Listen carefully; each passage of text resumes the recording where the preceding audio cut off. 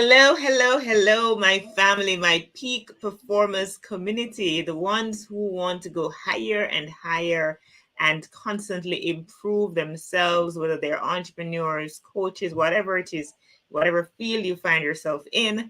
That's what we're about. And, it's all about the upgrade, it's all about the leveling up. So, welcome to another episode of the Entrepreneurial podcast. And if you are joining me for the very first time, you're just coming over here, then welcome, welcome, welcome. A special, special, warm welcome. Everybody gets a special welcome, a warm welcome. But for you, a very special, warm welcome today. Now, last week I spoke with Salome Salehi, and she is a beauty expert who uses her platform to advocate for body positivity, clean beauty, and sustainability. So she's all into non-toxic beauty, right? This week, of course, her business is Sugar Wax. You should check it out. This week, I'm excited because I'm speaking with someone who has scaled an agency from a 5-figure to a 7-figure income in just 2 years. 2 years, my friends. Before I bring him on, gratitude is a must. So I have to thank my sponsor, the Jamaica Stock Exchange, who continues to give their support to this show, making it what it is over the many years. So let's take a listen.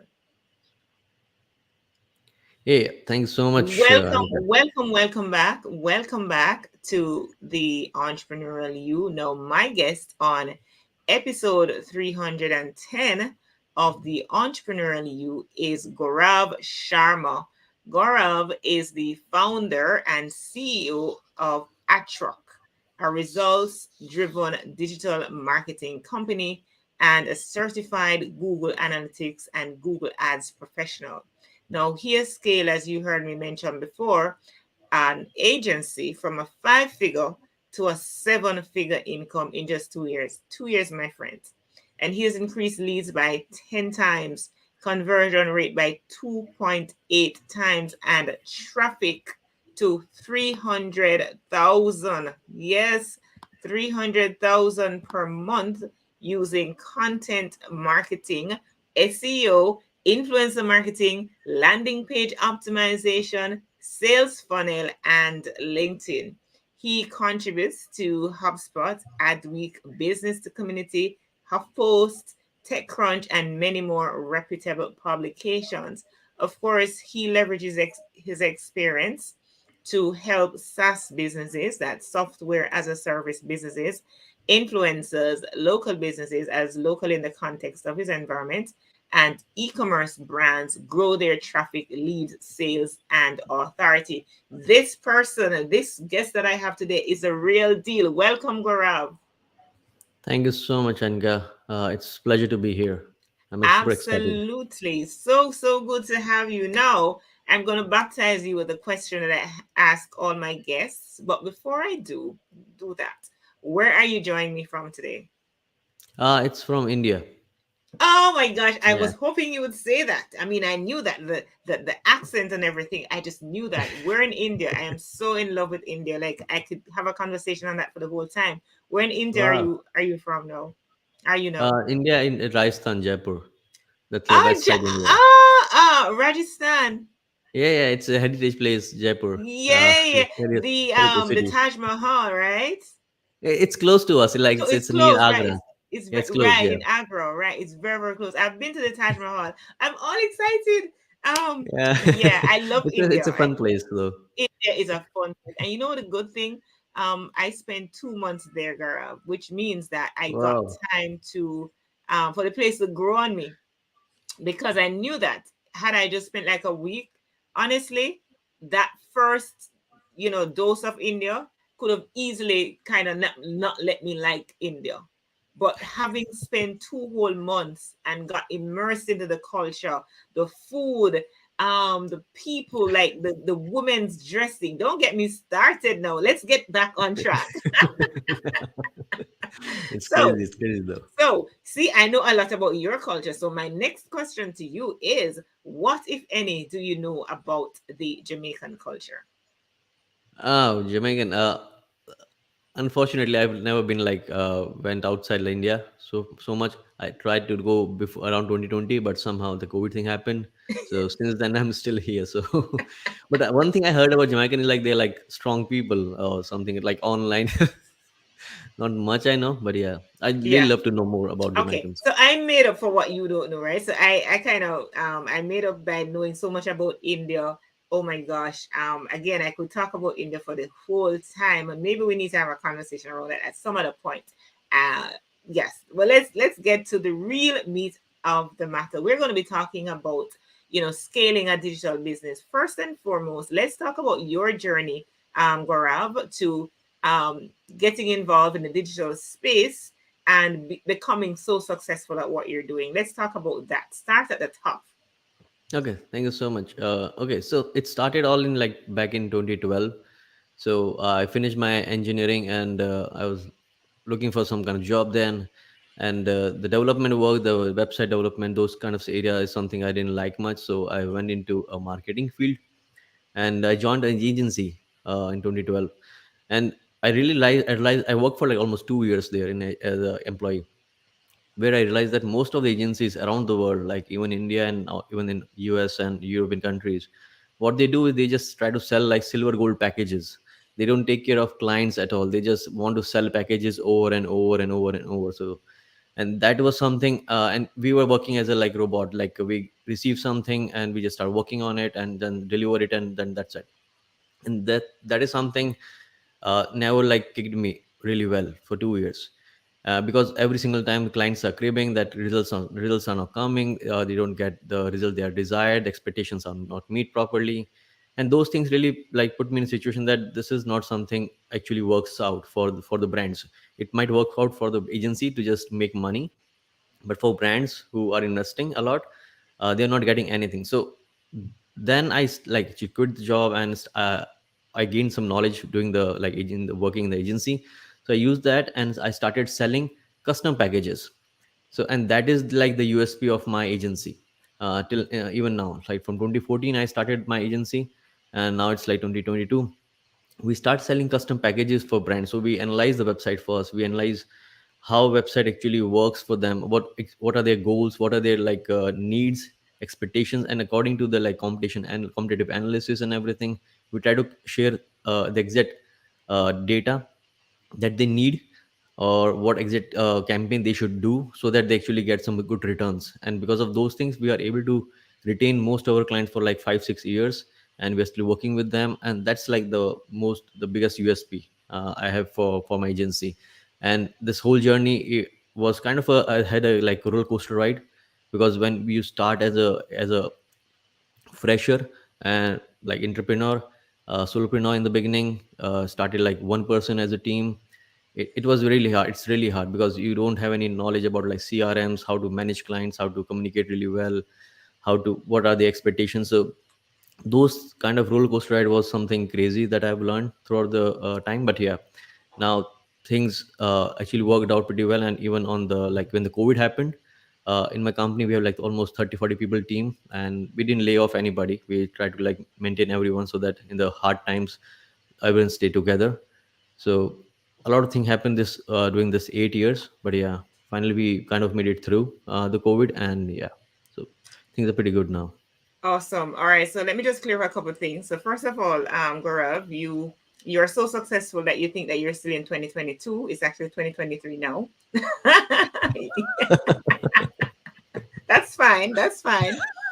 Um, and also to clarify some jargons and some, just break it up so that everybody understands. So you mentioned CRM, we're talking about customer relation management, Yeah, as well as USP, your unique selling proposition or your unique selling point. So just want to make sure that we clear up those abbreviations for those who may not be so clear as to what exactly we're talking about. sure. So interesting journey that you've had. So you've spent 2 years working for somebody, and you recognize that he was kind of robotic. You were just Yeah, doing totally. things, and it was not much. Uh, it was a one size fits all kind of thing. It was not Exactly. right. It was Exactly. not customized to meet the need of the customer. And so you spent 2 years, and then in 2014 you started your agency. You were a team of one, and now you've grown to what, 40 odd, right? Yeah, right. 40 odd. So let us talk about how you scale. How were you able to scale from you being that one person um in your company to know you've scaled to having over 40 persons, but not only in terms of the number of team members that you have, but also in terms of, you know, the income that you're earning, and how you're increasing your traffic and your influence and getting others to do that as well. Super, super fantastic. Okay. Yeah, yeah. So the whole journey was, as like I said, it was a roller coaster ride. So when I started working as an agency, so we mostly outsource everything from USA and European side. So one thing I realized is that selling like silver gold package is not going to work. So we start Mm-hmm. custom packages. That's one thing with this I decided. Then I decided that just doing the cold outreach is not the only way. It's not a like perfect way to like build like create for lead generation part. Mm-hmm. So cold outreach was like still works out really well if you do it right, but for long term, for long run, you need to make sure you have a good brand which has a positive name, positive vibes. When you hear about those brands, so there's some kind of like sentimental judgments comes in about when somebody hear that name. So I went to like for branding part. So for branding, I started my company as atrock.com. I want to make it small and like easy to remember and something people can actually recall. Okay. So then I started using like atrock.com as a like main landing pages. And then we worked on like more uh, like PR stuff and SEO. We started creating like a content hub around ato.com so that people start educated, and I try to support the community and try to educate the community using my content hub. And that's one big thing that we have now. And we are like getting like a decent amount of like organic traffic, and that's how we start building the uh, main branding for the Atrock. And then we start doing the boom webinars, more podcast. So the branding part was like main aim for us to keep things growing. And because of those things, people start knowing us and they start realizing, okay, it's, and this is the part of inbound lead generation.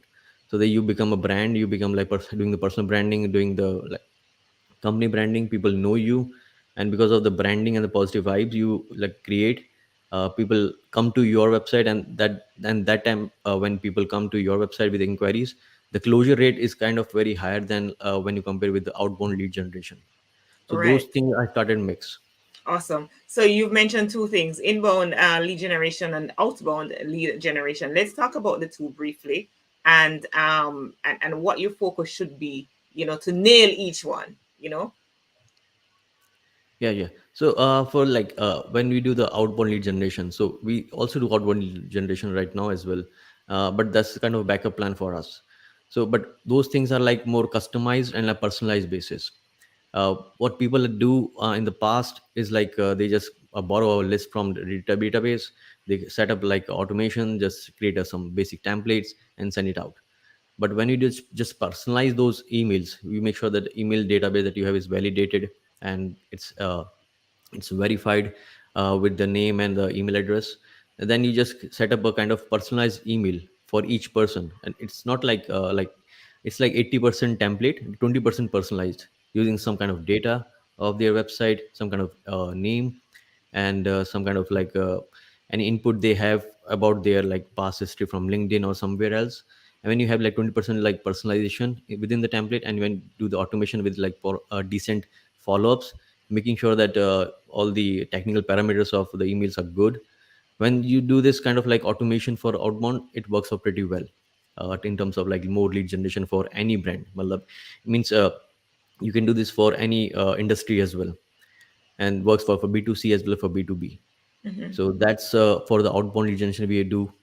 And for the inbound, the SEO, content creation, content hub, creating like educating the audience with more what articles, how to articles about your industry only.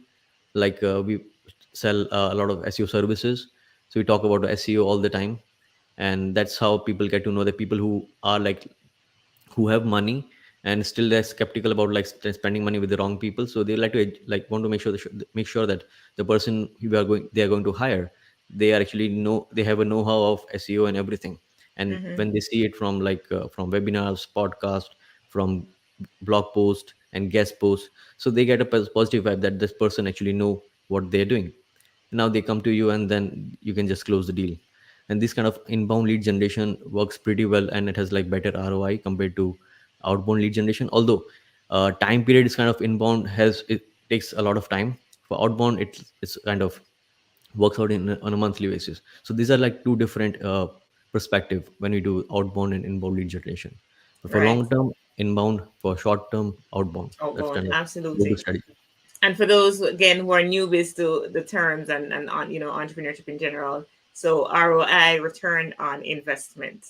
Okay, so how you talked about the fact that you outsource a lot of your talent from Europe and the US.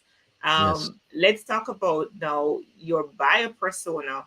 Is it also is your customer based in those areas that you outsource to? Is it based in India only? Who do you target? Tell us an idea of your Give us an idea of your buyer persona. Yeah, for my buyer persona, we mostly target US and European countries specifically. And regarding the industries, we target with software companies and e-commerce, because we have a really good database and the network as well, so that we can provide the kind of right service for them for lead generation and everything. So as per the like kind of intel we have, we make sure that it's specifically US and European countries, plus uh, they are like from e-commerce side or the software side, because these guys are like well funded as well. They have they understand the know-how, and we want to make sure that the kind of service we provide, person should know what they're looking. Because a lot of time as an entrepreneur, you might face a situation that there comes a person who just don't know what they need, and you start like wasting time with that person. And they just want to do some digital marketing, online marketing, but they have no clue what how things can actually done. Means it takes time. They said we need to set some KPIs, we need to set some goals, those areas. So software company, e-commerce companies, CEO profiles we target, CMOs we target. So we are very like targeted based marketing strategy we follow. So we don't go after like any manager profile. We just go after like CMO, CEO, who are the decision maker, who understands what they need, and we reach out to them, and then we try to close the leads from there. Okay, so how do you then, Gaurav, optimize your workflow processes so that you implement a work culture that is conducive for remote work? Because most of you're getting people from all over, not just in India. Yeah, yeah, yeah. So because of the technology and everything, like we use Slack, we use CRM, and Hmm. Zoom. They are like the best tools that I see. Since sliced bread, the best tool since sliced bread, right? Yeah. They're like lifesaver for like for us right now. So Slack for us like communication and everything. CRM, we use Trello, Asana, that works pretty well for Ah. client management. And then Zoom meeting comes in, and Google Meet for the Hmm. like any onboarding call, and Calendly for scheduling all the links, all the Yes. meetings. So these are like Yes. 3 4 tools that's like go to tools for me, and kind of lifesaver even when the COVID came. So Yeah. You did say you use Trello, right? Yeah, I remember having a conversation with the founder of Trello. wow. So yeah, a couple of years ago when I just started, that was interesting, and it was never meant to be a quote unquote, in his words, project management software. It was more like for people were doing their weddings together, putting their weddings, and they were communicating and stuff like that. But it turned out to be a very uh, active competitor to Asana. Yeah, and it's standing on its own. So those tools that you mentioned, it's funny how it was through the pandemic why a lot of persons learned about Zoom, but clearly Exactly. Zoom has been around before. I remember using Zoom maybe about 3 years before it became a thing. It was something So that I was introduced to. So those tools, uh, it's very important based on where you want to go. You want to scale, and you have scaled and for persons listening who want to scale, that you have the right tools in place to facilitate a workflow that will not, not cause a bottleneck on in one area, so you may be Exactly. smooth in one area, but then when it gets to a certain part in the process, then there are bottlenecks because you don't have the process, the right process flow. um in terms of touching on the culture part of my question though, Carol, what what kind of a culture, how do you create that kind of a culture that is cohesive because you have so many people working remotely? Okay, so we I just want to make sure that people are like very engaged. Like there's all we run a team building exercise as well, and we make sure that we communicate regularly on Zoom, and recently we, like in November 2022, we started our office as well. So like half of the team started coming to office now, and then half of the team is still working like remotely. So we make sure that we run a team building meetings on Zoom. We I hired an HR so that the person can actually take care of. I do have enough things on my plate to take care of, so we take care of, we hire one person as an HR so that the person can actually take care of all the team members. And they create a positive environment. We start playing online games as well. We start playing some kind of activities so that there's engagement between the team, and there's like teamwork as a friendliness environment we try to create. So that we try to crack some jokes, we send some funny gifs, and the cool stuff we try to do on Slack as well on online, so that everyone stay connected and nobody's feel like they're working like a robot or something. So we try to take care as on emotional side as well. And if That somebody needs any help, so we try to like take care of them as well.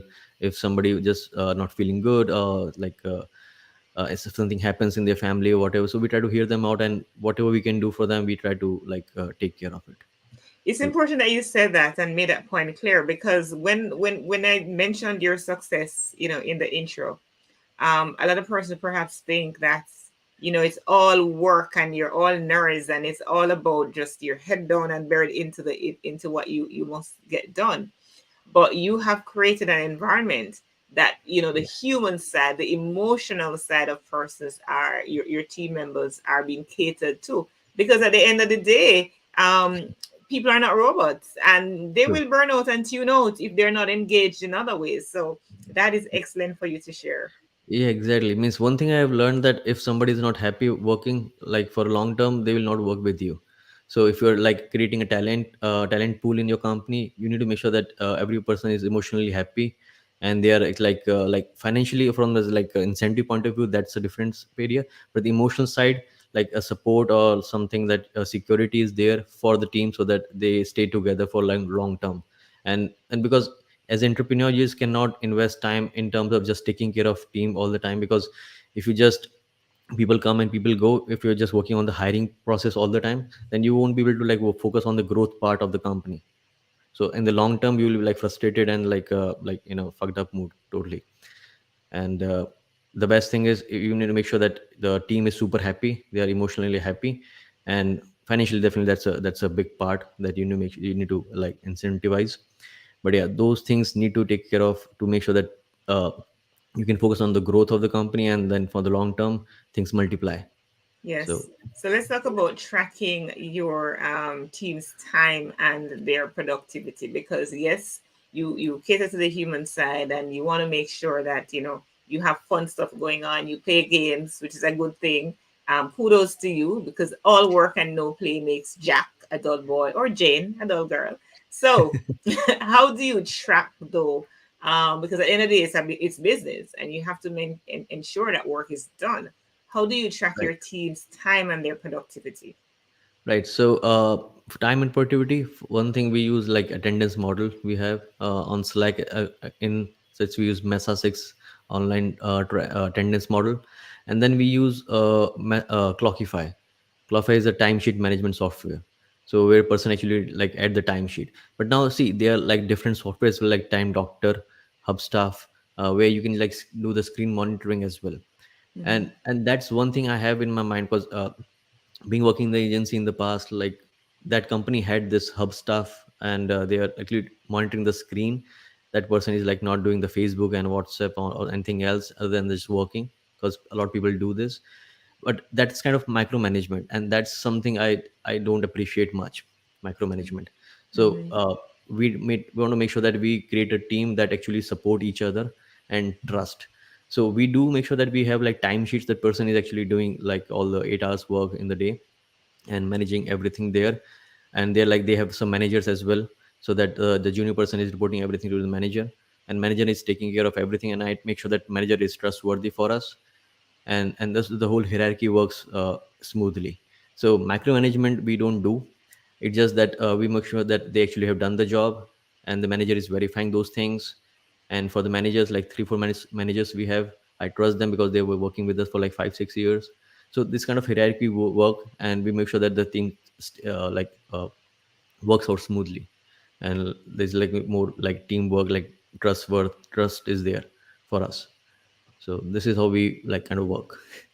Awesome sauce. Awesome sauce. Because you said something which is pretty poignant, is that you can't micromanage, because if you do micromanage, you can't, as a leader, as a visionary, True. scale to the magnitude that you need to. Because I'm pretty sure that even though you've experienced such phenomenal growth with your agency, you do have a vision to go even further, right? And so there's no way you can micromanage or should micromanage if you're going to get to that level.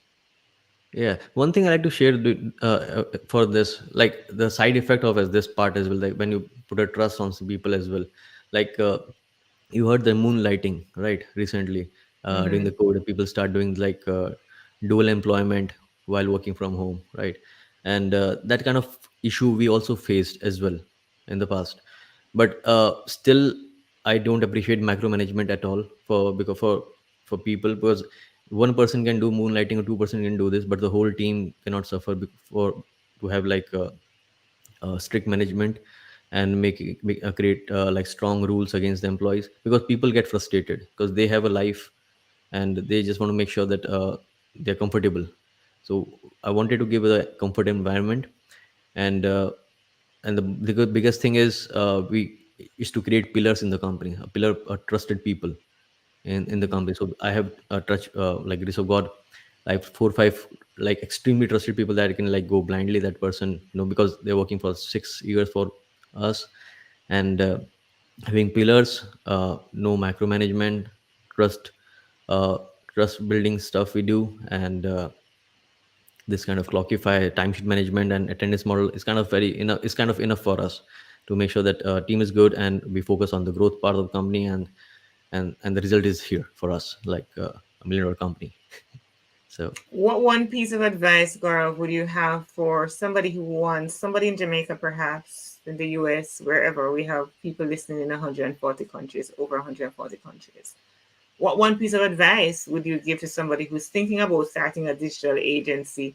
It's just them right now, maybe running Facebook ads or Google ads on behalf of a company, or even someone. Um, but give them some encouragement to, that they can be inspired to grow into an agency, an established digital marketing agency. okay, just to one quick advice, I would say that work on the retention of the client, because Mm-hmm. that's the biggest thing I've seen. Because if you just focus on, and one thing I've seen before, like, because being into the industry, a lot of competitors in the industry, and they were like before like 2012, before I started working here. And after COVID, the company like shut down. Most of the companies I've seen like shut down, because the kind of model they had, or the kind of structure, or the structure they had in the company, they mostly focus on acquisition, and they spend a lot of money in acquisition, like hire more people, hire more clients, or acquire more clients. But the retention rate is kind of very poor. If you keep like at least 5 10 clients for in a retainer basis, and make sure that the you provide the growth, really good service, so that they are to stay with you forever, like kind of like create like contractual basis, like 5 year contract, 2 3 year contract, then this will make your company more sustainable. And even if you like, when you actually grow and people start like evaluate do the valuation of your company, these kind of parameters works really well for the like selling point of view of, or the exit strategy for your brand. So the retention is what I like highly recommend, and acquisition is like the like it's not something I really appreciate to focus on the for the growth part or the long term basis. Right. So it's about building and improving your clients' relationship, the relationship with Exactly. them. Exactly, the Awesome. customer support and everything. So it needs to be very nice and crisp and transparent, and you need to be there Right. And when avoid it the comes to. one size fits all approach. Right, right, right. All right. So, Grav, it's time for you to share your contact details with my community. How may they get in touch with you? Straight Yeah. in India. Okay, so you guys can reach out to us at rock.com. It's ATTROCK.com. And my email address is Gaurav, GAURAV, at rock.com. So kind of really Right. simple. And I've been on like social media, Facebook, Instagram, LinkedIn, and you can reach out to me just like Gaurav Sharma there. And I'll be in touch with you as soon as you like message me. Awesome. And let me just clarify. So it's ATTROCK. Lest somebody hear the double T and think it's the letter W. Yeah. So it's So ATT. my idea of regarding at rock was like at the rate rock, like at the rate gmail.com. So it's at the rate rock. So at place we can people can rock. So that's Yes. how I came up. Awesome. Yeah. Gaurav, you are inspirational. Just in 2 years, you've managed to grow your business, your digital marketing business, with such powerful reach, doing effectively ads, Google ads, Facebook ads, all of these things for persons, for your clients, and making sure that you're having the branding out there, you're building on the client's relationship and improving on that. So congrats to you and your team, and I wish you all the best on your onward journey as you continue to grow and scale your business. Thank you so much, Anika. Thank you so much. This is all really exciting.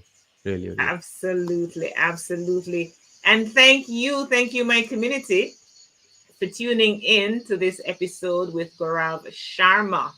What has been your standout moment? Well, for me, it's about, just being impressed overall with how much Gaurav has done with his business, having worked at a digital agency for 2 years before, and he was able to take that knowledge, and not only take it, but to improve upon what he learned, his experience there. He continues to grow his monthly following, engagement, build his customer relationship. So building and improving client relationship is exactly what he has been focusing on. Not a one size fits all approach, but one that is customized and tailored to the needs of the client. And that is so important. So I'd love to hear from you. What stood out? What did you learn? What do you wish that I had asked that I hadn't asked? And I can follow up with Laura for you, or you can reach out to him directly. Please send me your feedback at henikawatkisporter@gmail.com. Or, of course, I am on social media all over the place at Henika Watkis Porter. So Instagram, Facebook, Twitter, LinkedIn, and of course my website is henikawatkisporter.com. I close off with according to the scriptures because, of course, I'm a woman of faith and I'm guided by the scriptures. Sing to the Lord with grateful praise. Make music to our God on the harp. Psalm 147, verse 7. What good?